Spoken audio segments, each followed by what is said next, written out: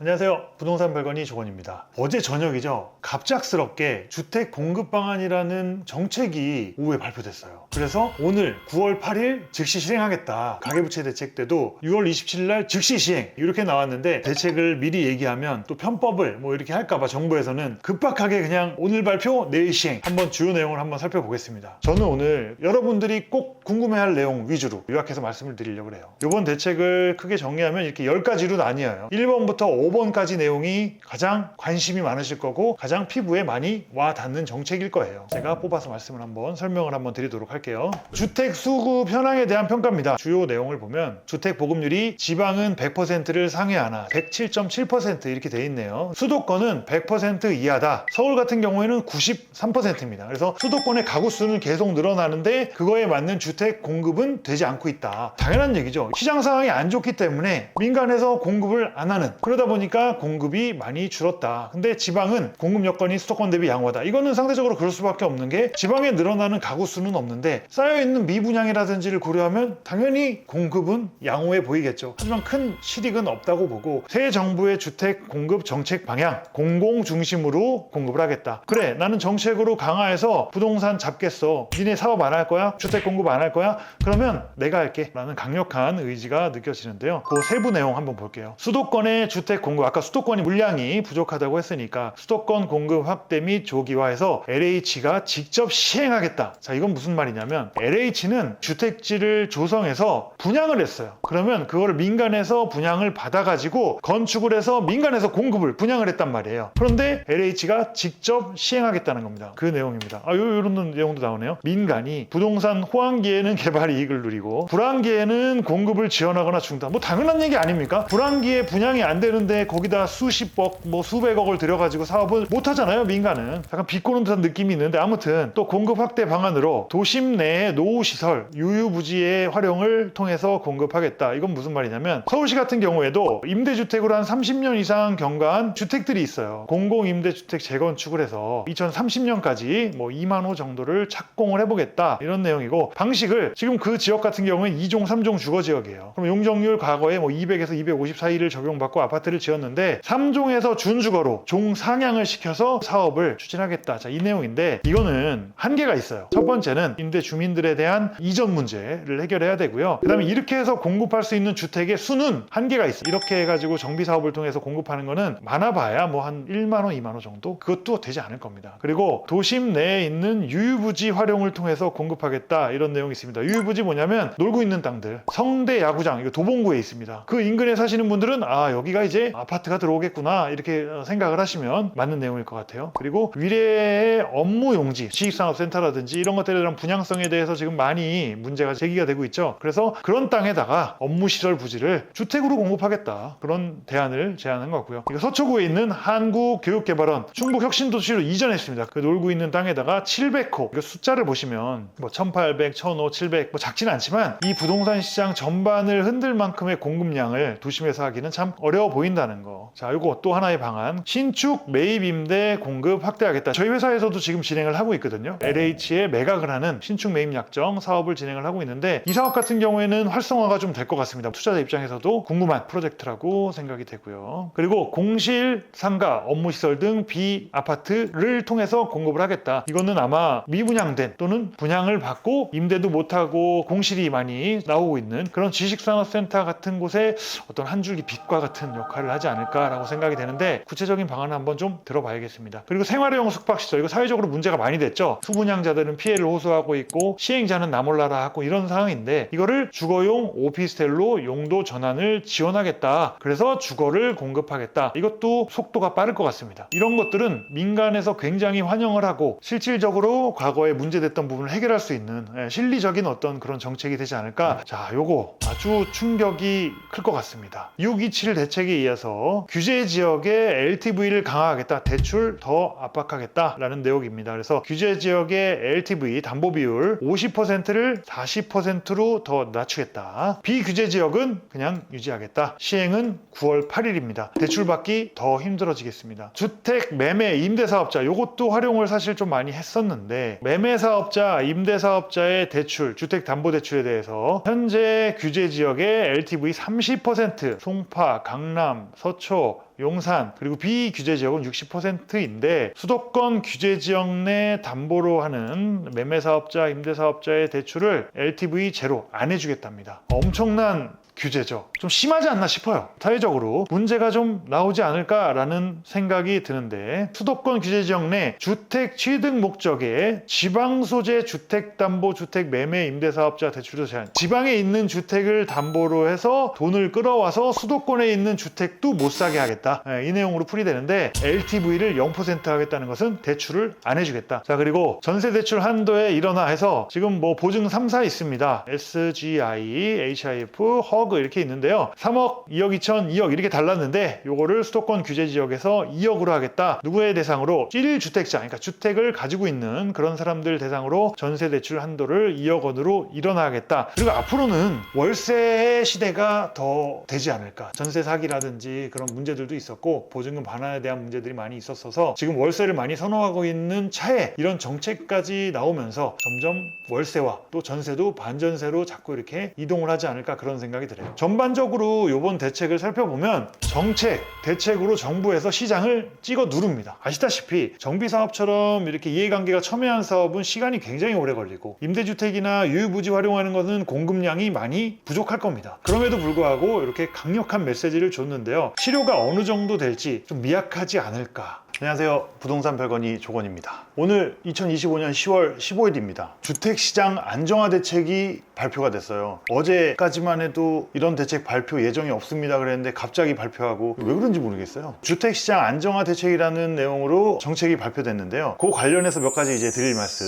진행해 보도록 하겠습니다. 주요 내용 보면 지금 현재 시장에 대한 내용과 앞으로의 추진 방향 그리고 세부적으로 어떤 내용을 하겠다라는 내용이 주 내용인데요. 최근에 주택시장 다들 아시겠지만 아파트 위주로 해서 서울 지역 같은 경우에는 전역이 다 상승을 하고 있는 추세이죠. 서울 강남 3구, 용산뿐만이 아니고 그 주변 지역 그리고 서울 25개 자치구가 사실 거의 다 이제 아파트 상승세를 보이고 있는 추세입니다. 그러다 보니까 이제 그 아파트 상승에 힘입어서 재개발 사업이라든지 빌라라든지 이런 시장에도 사실은 영향을 전반적으로 미치고 있는 게 지금 현재고요. 거래량도 많이 늘어났고 8월 대비 그리고 갭 투자도 늘어났다. 금리는 지금 좀 많이 낮아지고 있죠. 준거금리 이제 코픽스라고 하는데 그게 2%대 진입했다. 실질적으로 제가 최근에 대출을 알아보니까 저희 사업 관련된 대출은 4%대 3.89에서 4.12 이 정도 선에서 지금 실행을 할 수 있다 확인이 되고 있고 그리고 수급 심리는 공급 부족으로 공급 부족이죠. 그럴 수밖에 없는 게 정부에서 이렇게 주택 경기에 대한 압박을 많이 넣다 보니까 실질적으로 분양을 하고 새로 신규 공급을 하려는 시행이나 시공이 이루어지고 있지 않아요. 새로 입주하고 싶어하는 수요들은 많은데 특히 서울에 진입하고 싶어하는 수요들은 늘어나고 있는데 그거를 이렇게 소화시킬 수 있는 공급이 없다. 공급 부족에 대해서는 제가 누차 한번 말씀을 드렸었죠. 그리고 추진 방향, 주택시장을 안정화시키겠다. 가격을 안정화시키겠다. 그래서 주택 수요를 관리하고 금융 규제를 강화하고 거래 질서를 확립.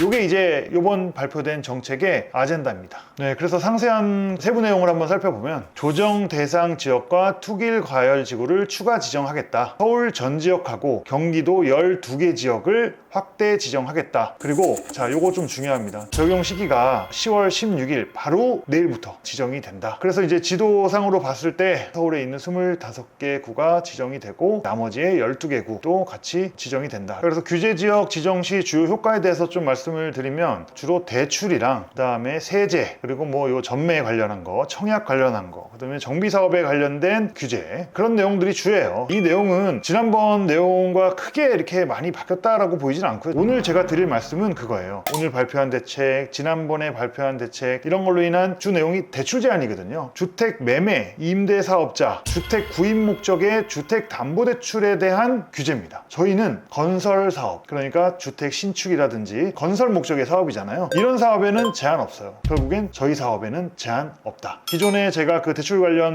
지점장님이랑도 상의하고 상담하고 그런 내용 많이 말씀을 드렸는데 너무 걱정하지 않으셔도 되고 저희 사업 검토하시는 분들은 언제든지 궁금한 점 있으면 문의 주시면 문제 없게끔 대출까지도 해결해 드릴 수 있습니다. 그리고 토지거래 허가구역 추가 지정안, 직접 내가 거주를 하거나 사용을 하거나 이런 내용에 대해서 허가를 해주는 거예요. 만약에 내가 이거를 투자 목적으로 한다든지 이런 경우에는 허가를 받을 수가 없습니다. 결국에 이제 매입이 어렵다는 거죠. 근데 이것도 역시 저희가 건축을 위해 땅을 사는 거는 토지거래 허가를 받을 수 있습니다. 임대 목적, 주택 공급 목적으로 건축을 한다라고 토지를 매입하는 거는 대출에도 문제가 없고. 대표님, 최근에 뉴스 난리 났잖아요. 정부가 이제 집값 잡는데 적극적으로 개입하겠다라고 했는데 뭐 맨날 유예해준다고 하더니 이번엔 진짜인가 봐요. 그런데 저는 이게 집값을 잡기 위한 정책이라는 생각은 사실 들지 않아요. 과거에도 정책적인 압박을 해가지고 집값을 잡겠다고 했는데 결국에는 집은 계속 우상향했거든요. 그리고 양도세에 대한 중과는 결국에 매물을 시장에 내놓지 말란 얘기가 돼요. 그러면 수요와 공급 입장에서 상대적으로 수요는 있는데 공급량이 적어지다 보니까 당연히 가격이 오히려 오를 수 있는 악순환이 될 수 있다. 그런 생각이 드는 정책인 것 같아요. 그리고 양도세 중과가 되게 되면 안 팔아요. 그냥 버텨요. 이 정권이 끝나고 나면 바뀌겠지. 이런 기대감이 있기 때문에 버틸 수가 있어요. 다만 보유세가 만약에 늘어난다면 또 그거는 굉장히 다른 얘기가 되긴 할 거예요. 강남에 다주택들을 갖고 있는 부자들은 어차피 강남 아파트 계속 오르니까 이 양도세 낼 만큼 오르면 자기도 버틸 수 있을 것이다 라고 생각을 해서 대통령이 이런 말을 한 게 아닌가 하는데, 대표님은 이번에도 그 사람들이 버틸 거라고 생각하시나요? 양도세는 말 그대로 매매가 이루어져야 내는 세금이에요. 매매를 안 하면 세금을 안 내요. 당연히 이런 세제를 적용받고 매물을 내놓을 사람이 없겠죠. 10억의 차익이 생겼는데 10억에서 8억을 세금 내라 그러면 팔겠습니까? 안 팔죠. 이 시기를 지나갈 때까지 버틴다의 확률이 크다. 이렇게 보입니다. 근데 왜 이렇게 사람들은 이 양도세 중과 부활에 불안해하는 걸까요? 양도세가 이제 중과되게 되면 과거에 이제 세제 대비해가지고 내가 내야 되는 세금이 많아지잖아요. 지금 이제 매매를 계획하시는 분들이 계실 거예요. 내가 2주택이나 3주택인데 상급지로 갈아탄다든지 수도권에서 서울로 온다든지를 계획하시던 분들이 있었는데 이분들이 무섭게 된 거죠. 차익의 80%를 세금으로 내고 나면 그 돈을 가지고 상급지를 가거나 같은 아파트도 살 수가 없어요. 그걸 팔고 나서 그 똑같은 아파트도 못 산다고 생각을 해봐요. 하겠냐고. 매매를 하겠냐고. 그런데 어쩔 수 없이 이제 팔아야 되는 그런 상황들, 그런 사람들 입장에서는 양도세가 굉장히 무섭죠. 팔 계획이 있었으니까. 양도세 중과 부활 선언을 한 거를 피할 수 있는 방법은 전혀 없나요? 있죠. 저희 사업과 직접적으로 연결돼 있는 건설임대 사업자, 제가 지난번 상담에서도 한번 말씀드렸고, 또 최근에 제가 강서구 방화동에서 그 사례를 가지고 있었는데, 저희가 이 양도세 중과 관련해 가지고 아파트만 또 생각할 게 아니고 다가구 주택도 주택이거든요. 그것도 1주택이고 단독주택도 1주택이에요. 근데 그런 노후된 다가구 주택이나 단독주택을 가지고 계신 분들은 그거를 철거하고 건설임대 사업자를 등록하면 주택수에서 양도세 관련해 가지고 중과에서 빼지고 주택수에서도 제외시켜줘요. 보유세도 감면해주고, 이런 세제 혜택이 있기 때문에 건설임대 사업자를 하기가 너무 적기가 아닌가 그런 생각이 들고, 최근에 그 방화동 상담했던 그분도 거기에 두 필지를 가지고 계신데, 그리고 또 아파트가 두 채가 있었어요. 지금 현재 그분은 4주택자예요. 그렇기 때문에 기존 건물을 철거해서 건축을 하는데 그거를 건설임대 사업자로 등록하면 그분은 2주택자가 돼요. 그러면 2주택 중에서 차익이 좀 덜한 거를 양도세를 좀 내고 처분을 하고, 1주택은 많은 혜택을 보면서 감면을 받을 수 있고, 실제로 다세대를 통해서 뭐 10세대를 지었다면 1가구 10주택자가 돼야 되지만 건설임대 사업자 등록을 하게 되면 주택이 없는 거거든요. 그런 관점에서 이번 정책에 어떻게 보면 굉장히 솔루션이 아닐까라는 생각이 듭니다. 근데 빌라를 짓는 것 자체를 사람들이 많이 무서워하잖아요. 왜냐면 빌라는 가격이 안 오른다,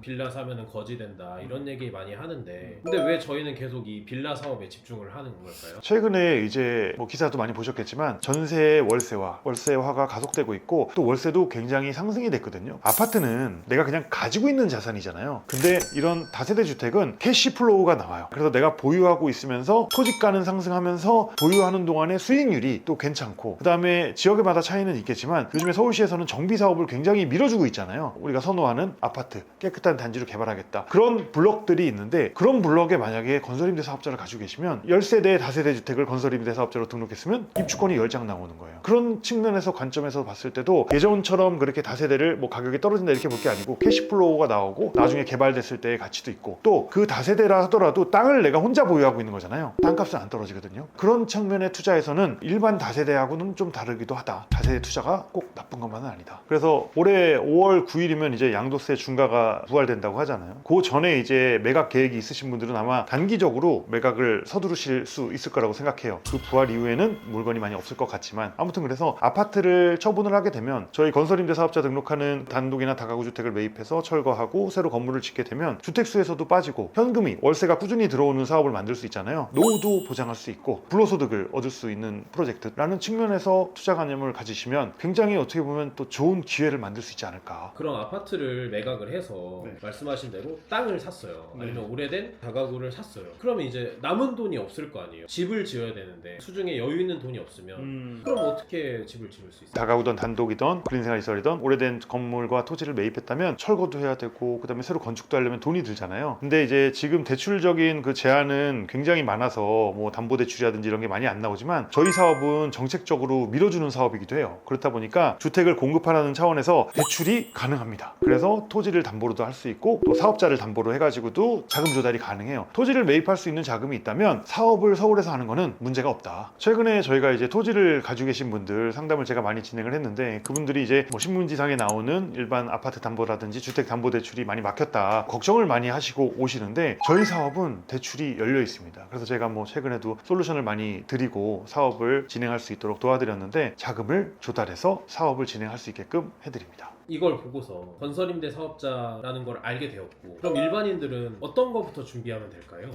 저희한테 찾아오세요. 제가 어떤 것부터 준비하면 되는지 상황에 맞게끔 설명드리겠습니다. 지역 선정부터 자금 상황에 맞게끔 사업의 규모, 자금 조달 방법, 사업성 분석, 솔루션 원스톱으로 제공해 드릴 수 있습니다. 너무 늦게 오면 상담 받는데 시간이 오래 걸릴 수도 있고 또 지금 5월 9일이라는 또 타임라인이 생겼잖아요. 그 전에 미리 알아보시고 아파트 처분도 계획하고 여유 있게 준비를 하시면 어떨까. 대표님 오늘 아침에 쇼츠랑 릴스 올린 거 조회수 보셨어요? 아니 안 봤는데요. 저희가 양도세 관련해서 영상을 찍어서 네. 쇼츠랑 릴스를 올렸는데 조회수가 장난 아니에요. 댓글도 그렇고 심심찮게 댓글에 보유세 인상이 되면 어떻게 될까라는 얘기들을 많이 하시고 얼마 전에 대통령실에서 인터뷰한 거 보니까 보유세 인상은 마지막 카드다 이런 얘기를 한 걸 본 적이 있어요. 왜냐하면 보유세는 국민들에게 많은 영향을 미치게 될 민감한 부분이에요. 그래서 함부로 이렇게 거론하기가 쉽지 않고 정치적으로도 쉽지 않을 거예요. 그거는. 만약에 보유세가 오른다면 1주택 실거주자와 다주택자 그리고 무주택자는 어떤 반응을 보일까에 대해서 한번 예측을 해보는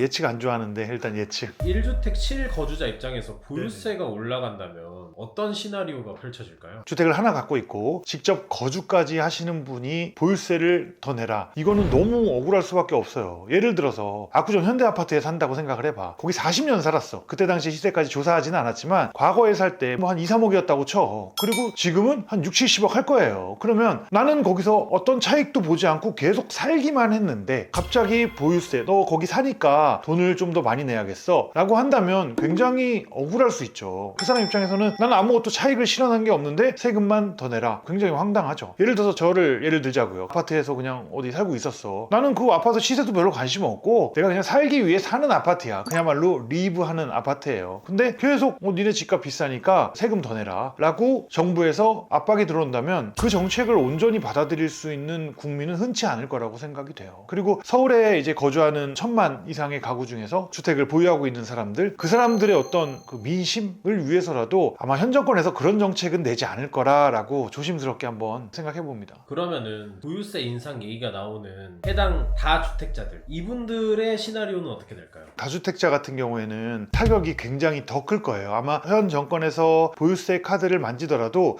다주택자를 타겟으로 해가지고 정책을 만들 가능성이 굉장히 크다고 저는 생각을 하는데 만약에 다주택자에게 세적인 압박을 준다면 첫 번째는 전가의 가능성이 있다고 생각해. 다주택이면은 나는 집 하나면 되니까 다른 집 같은 경우에 그냥 보유하고 있는 거잖아요. 그럼 거기 다른 사람이 살고 있을 거란 말이에요. 그러면 전세가 됐던 월세가 됐던 세가 있을 텐데 지금 최근에 전세가 월세로 굉장히 가속화되고 있잖아요. 이런 어떤 시대적인 분위기에 또 힘입어서 세금의 압박까지 들어오게 된다면 월세가 전체적으로 상승할 수 있다. 그 다음에 보유세 높으니까 나 못 참겠다. 그냥 차라리 처분을 해야겠다. 이런 어떤 가능성도 있잖아요. 근데 문제는 양도세를 그렇게 막아놨어. 그러면 아마 버틸 겁니다. 지난 영상에서도 말씀을 드렸지만 양도세는 팔기 전까지는 나오지 않는 세금이기 때문에 팔지 않고 그냥 그냥 버티겠다라는 생각이 들어요. 그리고 그렇게 버티는 사람들도 결국에는 월세의 금액을 올려서 세입자들한테 전가시킬 가능성이 좀 크지 않을까. 그리고 그들이 혹시 그 압박을 못 이겨서 또는 여러 가지 이유로 매각을 하더라도 결국에는 똑같은 생각할 거예요. 똘똘한 한 채로 가야겠다. 그러면 특정 지역에 또 수요가 몰릴 수밖에 없어요. 그리고 그 특정 지역을 제외한 나머지 지역들, 예를 들어서 뭐 지방이라든지 다른 지역들은 상대적으로 소외될 수밖에 없고, 언론에서 가장 다루기 좋은 키워드 양극화, 부동산 양극화, 이 현상이 또 이렇게 악순환처럼 되지 않을까. 그러면 대한민국에서 사실은 가장 인기 있는 지역이 서울, 또 그 중에서도 특정 지역인데 서울만 보더라도 서울의 공급은 한정적이지 않습니까? 근데 수요가 이제 서울 쪽으로 몰리게 되면 또 그로 인한 또 가격 상승도 우려가 되고, 상대적으로 지방은 지금도 빈집도 있다, 또 가격이 좀 많이 하락하고 있다, 뭐 이런 얘기도 들리고 있는데, 결국에 탈 지방, 나는 안 살더라도 서울에 집 한 채는 있어야겠어,